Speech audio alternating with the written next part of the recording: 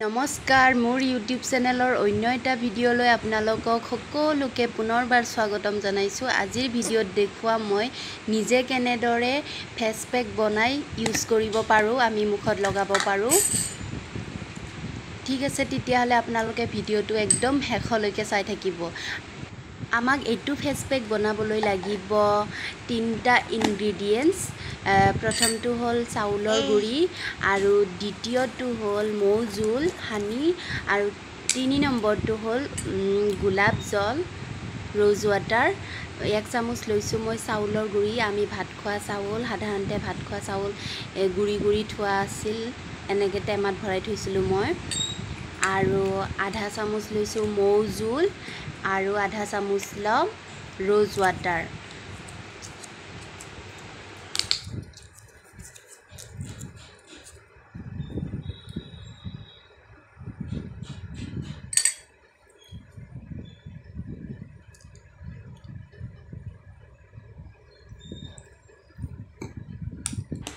এইখিনি এতিয়া গোটেইখিনি মিক্স কৰিব লাগিব, আমাক ভালদৰে একদম স্মুথ হোৱালৈকে মিক্স কৰি ল'ম।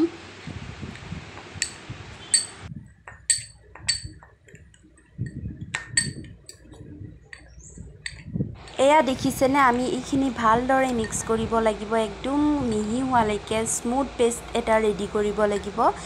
আৰু তাৰপিছত যেতিয়া এইখিনি ভালকৈ মিক্স হ'ব, তেতিয়া আমি আমাৰ ফেচত এপ্লাই কৰিব পাৰিম।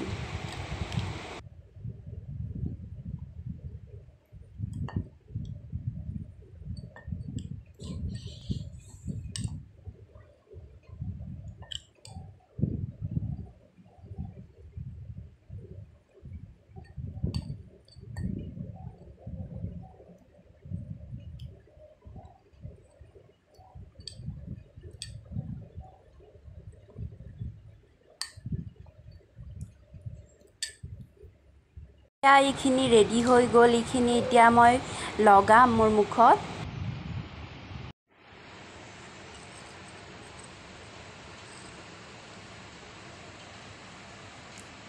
এইখিনি এতিয়া মই লগাম মোৰ ফেচত।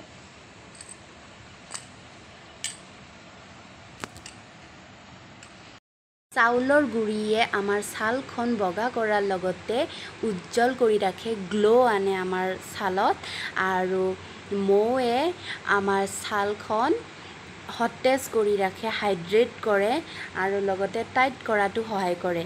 আৰু ৰ'জ ৱাটাৰে আমাৰ ছালখনৰ যদি দাগ থাকে দাগ গুচাই, দাগ নোহোৱা কৰে। এইকেইটা সকলো বস্তু যিহেতুকে সকলোৰে ঘৰত এভেইলেবলে থাকে সদায়ে, সেইকাৰণে এইকেইটা বস্তুৰ সহায়েৰে আমি এটা ধুনীয়া ফেচ পেক বনাই আমি আমাৰ মুখৰ যতন ল'ব পাৰোঁ। আৰু এইটো ফেচ পেক সকলোৱে ব্যৱহাৰ কৰিব, পুৰুষ মহিলা সকলোৱে ব্যৱহাৰ কৰিব পাৰিব। ধুনীয়া দেখা ধুনীয়া নেদেখা বুলি একো কথা নাই। মোৰ মতে ভগৱানে প্ৰত্যেককে ধুনীয়াকৈয়ে সৃষ্টি কৰিছে। মেইন কথাটো হ'ল, আচল কথাটো হ'ল আমি নিজকে কেনেদৰে যতন লওঁ, যতন লৈ কেনেদৰে নিজকে ভালকৈ ৰাখিব পাৰোঁ বা ভালদৰে ৰাখিব পাৰোঁ, সেইখিনিহে মেইন কথা। এইটো ফেচ পেক মই বহুত দিনৰ পৰা ইউজ কৰি আছোঁ আৰু বহুত ভাল ৰিজাল্ট পাইছোঁ। মুখখন গ্ল' হৈ থাকে আৰু এটা স্মুথনেছ আহে মুখখনত। আপোনালোকেও ব্যৱহাৰ কৰি চাবচোন, বহুত ভাল লাগে ব্যৱহাৰ কৰি। মুখখন কিবা একদম কোমল হৈ থাকে। মাহত এবাৰকৈ লগাওঁ মই এইটো ফেচ পেক। লগোৱা হ'ল আৰু এতিয়া মই এনেকৈ 1 ঘণ্টামান ৰাখিম লগাই। এয়া মই 1 ঘণ্টামান ৰাখিলোঁ, তাৰপিছত এতিয়া ধুই দিব আহিছোঁ, ধুই আছোঁ।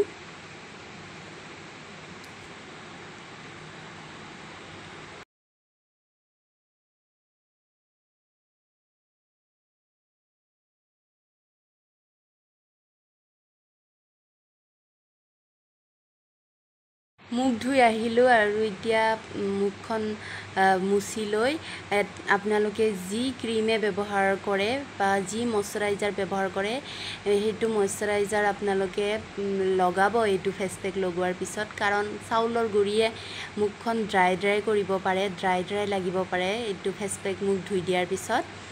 ড্ৰাই ফিল হৈ থাকিব পাৰে সেইকাৰণে আপোনালোকে যিটো ময়শ্চাৰাইজাৰ বা ক্ৰীম ব্যৱহাৰ কৰে সেইটো ক্ৰীম লগাই দিব মই যি ক্ৰীম ব্যৱহাৰ কৰোঁ লগাম এতিয়া এয়া লগাম মই এতিয়া ঠিক আছে তেতিয়াহ'লে মোৰ ফেচ পেকটো যদি ভাল লাগিলে প্লিজ এটা লাইক মাৰি দিব লগতে কমেণ্টত জনাবলৈ নাপাহৰিব কেনে লাগিল আৰু আপোনালোকে যদি মোৰ চেনেলত নতুনকৈ আহিছে প্লিজ মোৰ চেনেলটো ছাবস্ক্ৰাইব কৰিহে যাব আৰু আপোনালোকৰ ফ্ৰেণ্ডছ ফেমিলিৰ লগত মোৰ ভিডিঅ'বিলাক শ্বেয়াৰ কৰিব পাৰে ঠিক আছে তেতিয়াহ'লে আজিলৈ আহিছোঁ বাই